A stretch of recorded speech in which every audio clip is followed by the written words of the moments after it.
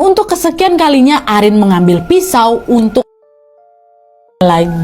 Bedanya tapi nih Wak ya, di momen kali ini Arin dalam kondisi sadar nih. Waktu dia jalan, kenapa nih aku jalan di dapur? Kenapa aku ambil pisau? Sebelum-sebelumnya nggak sadar ya Wak. Nah karena dia sadar, dia pun berusaha untuk meneriaki Wina untuk minta tolong. Tapi kalian tahu suara si Arin ini mendadak menghilang, nggak bisa ngomong dia. Mau segimanapun si Arin ini berusaha teriak Wak, tetap tidak ada satu bunyi pun keluar dari bibirnya si Arin tuh Wak. Jadi aduh, janganlah ya Allah, tolong. Dalam hati itu dia ngomong, aduh gimana.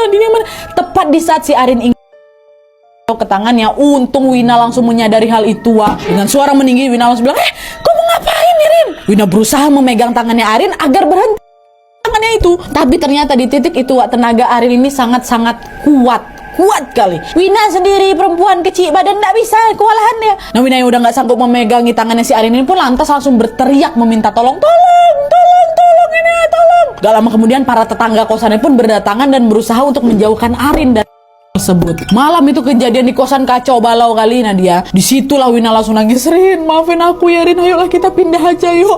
Aku nggak mau lagi tinggal di sini Rina, Arin. Pokoknya waktu itu Wina ini ngerasa sangat-sangat menyesal gitu loh Wak, tidak mendengarkan saran dari Bang Davi. Dan pada saat itu juga Wina langsung mengabari Yuda, pacarnya Arin, dan juga Bang Davi serta bapaknya Arin soal kejadian barusan tadi. Dan mereka semua pun sepakat menyarankan Arin dan Wina pindah kos malam itu juga. Jangan ditunda-tunda lagi, malam ini keluar kok dari kosan itu. Nah di sisi lain orang berdua ini jadi bingung lah, kita mau pindah kemana Wak? Secara waktu sangat mepet untuk nyari kosan baru ya kan, tengah malam tuh. Untungnya waktu itu Yuda pun menawari mereka supaya udah kalian pindah aja ke kosan aku untuk sementara. Kebetulan ada satu kamar kosong nih. Wina dan Arin pun langsung setuju karena memang kondisi udah darurat kan Wak. Nah pergilah mereka ini kan dengan membawa barang-barang seadanya. Nah sampai sini apakah gangguan dari si Kunti muka itu selesai Nana?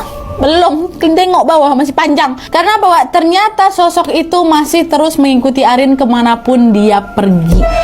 Walaupun udah pindah kosan tuh masih ngikut. Nah singkatnya Wak, setelah pindah kosan ini Arin masih sering melihat sosok berdiri di pojokan kamar kosan itu.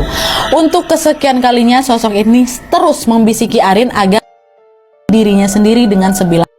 Masih ada teror tuh, bisikan-bisikan tuh masih ada Nat. Dan karena udah ngerasa capek kali sama teror-teror yang gak selesai-selesai ini, akhirnya Arin pergi Wak ke seorang ustadz nih untuk dia ruqyah. Waktu ketemu ustadz itu, ustadz ini juga meminta Arin untuk mempercikan air sambil membaca ayat kursi setiap kali si Kunti itu muncul. Dan alhamdulillahnya pada saat itu sempet tuh gak pernah ada bisikan-bisikan aneh lagi. Arin udah mulai bisa menjalani hari-harinya dengan normal seperti biasa. Tapi sayangnya ketenangan si Arin ini tidak berlangsung lama. Karena pada suatu malam, pada saat dia sedang sendirian lagi di kosan,